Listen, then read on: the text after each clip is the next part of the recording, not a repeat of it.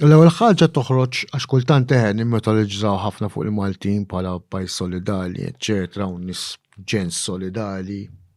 U naħseb x'ins tfaċċa il-COVID fil-bidu rajnija din. Naħseb l-element qisu ta' sforz kollettiv biex nelbu dil-problema. U hija xi ħaġa pożittiva u xek. Imma naħseb iktar kemm tħallna issa fin-nixxija u t-tul tan-nixxija tal-pandemija fis-sens li il-problemi li toħloq.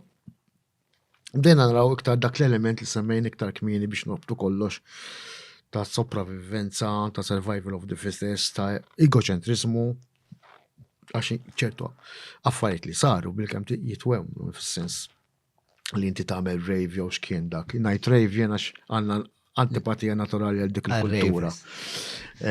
U neqpa' nozza dik l-antipatija, mhux problema li ngħidha. Imma fis-sens li jinna f'dal kuntest kif ħateqpa tissogra, ħajjiet in-nies. Ħajjiet in-nies, inkluż ta' missierek u ommok ta' nannit, eċċetera, x'daw iktar li kienu vulnerabbli. Vera selfish to a point. Issa dejjem nerġgħu ngħidu, allura l-egocentrizmu mhux realtà fis-soċjetà Maltija. Iva, sfortunatament, u l-COVID qed di. U jekk ma noqgħodux attenti, u jinnawgura noqogħdu attenti għal-ġitta kullħat, xħat ma jħobb pieċi jiqpa maqful id-dar bil-erbaħitan, eccetera. Nawgura li il-sentiment individualista jineleb unħarsu dejjem lej soluzzjonijiet kollettivi, soluzzjonijiet nazzjonali. Ġifiri, għal-kem jien pro-British, jena ħosni Malti u koll. Ġifiri, u nishtiq li nara l-pajizi, għaxħota jisu pajizi, joħroġ minna din. U nisperaw li jkollna l-potenzjal. Jien naħseb, mhux naħseb naqbel miegħek 300%. Naħseb Malta għandha l-individwalizmu li naħseb huwa pjuttost kurrenti, speċa il-narrativa prevalenti kurrenti dinija tal-punent, neoliberali. U naħseb dak il-neoliberalizmu mbagħad f'Malta jsir naqrar.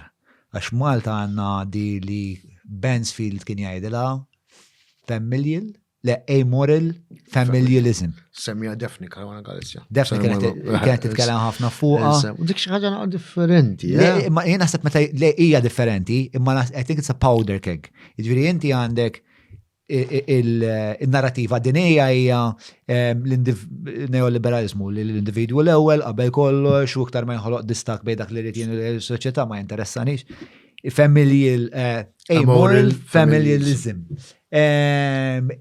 Huwa speċ ta' kważi dal-eroizmu li jimbet milli jiena l-ewwel il-familja tiegħi u mbagħad għal bibi minn ħadd ieħor li l-Ingliżi jgħidu la all right fuck you Jack.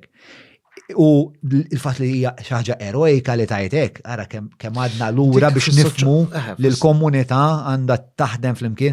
Fil-fatt ġest biex nikkonkludi waħda mill-iktar kritika, l-ikbar kritika li nsiba x-xogħol tiegħi meta nitkellem fuq il-problemi politiċi u soċjali, politiċi ta' korruzzjoni jgħiduli li kieku jien l-istess nagħmel. Speċa u meta jgħidulek b'mod triumfanti li isma' inti ignorant, ma tafx intajt. Inti l-ewwel taħseb għalik, u mbagħad taħseb għalik, u mbagħad taħseb għalik. Jiġifieri meta mbagħad iżżewweġ għalija il-amoral familialism, ġibta tajba. U il-neoliberalizmu, I think, emmek għandek kaxxa esplusiva partikolarment. Jiena naħseb li l-moral familism jiservi bħala ġustifikazzjoni għal ċertu tip ta' mġiba. Aħna fl-istudju tad-devjanza fis-soċjoloġija nitkellmu fuq neutralization techniques. Ġustifikazzjoni tal-imġiba korrotta jew imġiba negattiva jew imġiba kriminali. Right? Jiġifieri issa fi klima fej inti għandek l-istituzzjonijiet mhux qed jaħdmu. Right. Allora fejn għandek rati b'ċertu diffikultajiet, is-sistema politika b'mod ġenerali, l-partiti, eċċetera, kollha mnaqxin, kollha jiġġarfu, l-istess il-Knisja ġarfet totalment fl-opinjoni tiegħi, irtirata assoluta u sħiħa. Allura m'għandekx kumpass morali, allura il-possibilità li jimbtu daw il-mezzi ta' neutralizzazzjoni ta' affarijiet ħżiena jitkatru. U ħafna drabi li inti tisraq għal-familja għandha bżonn sibi, tissir ġustifikazzjoni li qed nagħmel għall-familja. Tissir ġustifikazzjoni.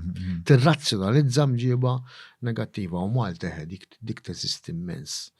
Jiġifieri. Milli taf int fuq soċjetajiet tul l-istorja u anka preżenti. Taħseb li hija iktar problema Malta minn soċjetajiet oħrajn u jekk hemmx taħseb soċjetajiet li nistgħu nħarsu lejhom bħala xi kwalità ta' blueprint li ngħidu jekk mhux blueprint instruction manual li għalaqas nistgħu neħdu 4 istruzzjonijiet minnu. Ngħidlek John, inti waslet tispiċċa tal-programm isek tagħmel degree fis-soċjoloġija xbin għax għandek moħħ le apparti id-dik għandek moħħ soċjoloġiku ħafna.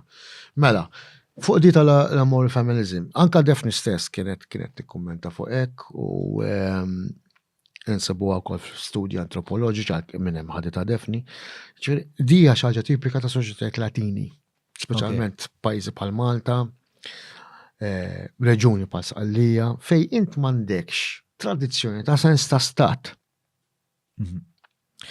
Għax qed ngħid, jiġifieri dawn tip ta' soċjetajiet bħal Malta, l-Greċja, Sqallija. Immaġna. U anka nofsinhar tal-Italja xi postijiet. Kieku ngħid Spanja, l-Portugal. Fejn kellek anka it-twelid ta' kunċett ta' stat kien dejjem problematiku. Flok l-istat għandek il-familja li tmexxi sa ċertu punt li hija l-fulcrum tas-soċjetà. U tiġib magħha ċertu vantaġġi wkoll. Per eżempju, jekk nieħdu fil-kura tal-anzjani, Malta qatt għandna dik it-tradizzjoni li l-familja l-ewwel tieħsib. F'pajjiżi fej nordiċi l-iktar fejn għandek sens ta' stat qawwi u fej il-familja mhux daqshekk b'saħħitha, l-obbligu ma jmurx fuq il-familja, imma jmur fuq l-istat. Ġifieri allura jekk nieħdu pereżempju diversi pajjiżi nordiċi inklużi Gran Brittanja, jiena f'ta' 16-il sena persuna mhux mistenni li jaqpa' imkaħħal madju l-ommu, imma jrid imur ifittex post għar-rasu fej joqgħod, allura għandek iktar indipendenza ta' ħsieb u azzjoni, iktar autonomija. Imma m'għandekx daqshekk rabtiet. Waqt li f'pajjiżi iktar Latini, Mediterrani, tas-sud tal-Ewropa, daw ir-rabtiet għadhom hemmhekk. U dak l-element ta' feminism kważi bażikament ikun qed għax l-istat mhux daqshekk b'saħħtu, mhux daqshekk effettiv u sa ċertu punt huwa imxejjen u mġarraf b'diversi aspetti, jinnaf il-korruzzjoni, il-nepotizmu, mhux effiċjenti l-istat. Taf kif? Il-familja tidħol u tiddomina.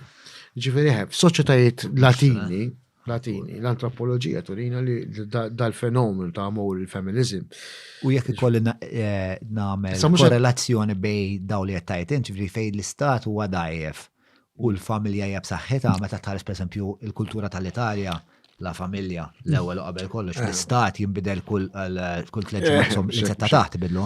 Il-Greċja kienet l-ewwel pajjiż. L-Italja tittoqgħod attent kif tiġġeneralizzax. Għax orrajt, huwa fenomenu tas-sud tal-Italja ma forsi l-Italja nordika hija. Tramuntana hija differenti u fil-fatt anke huma jitħarsu bejniethom pjuttost terroni u xejdulhom. Hemm dik imma anke pereżempju. Imma inti tħoss ma nafx hekk għax esperjenza imma tħoss ħafna similarità. Ma l-Isqallin? Pereżempju aħna sifirna bil-band, sifirna f'diversi pajjiżi daqqejna ħafna pajjiżi. U interessanti l-affinità li normalment tħoss mal-Griegi, ħelwi wis.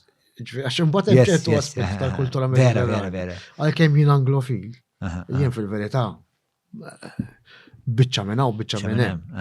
Jiġifieri hemm ċertu aspetti tal-kultura Latina li l-ħlewwa Latina u l-akkoljenza Latina. Il-Greċja pereżempju, esperjenzi vera sbieħ. Taf kif. U fil-fatt ikla l-dum daw ħafna stereotipi li għandna fuq il-Griegi, veru bekk. Ikla l-dum 5 sigħat.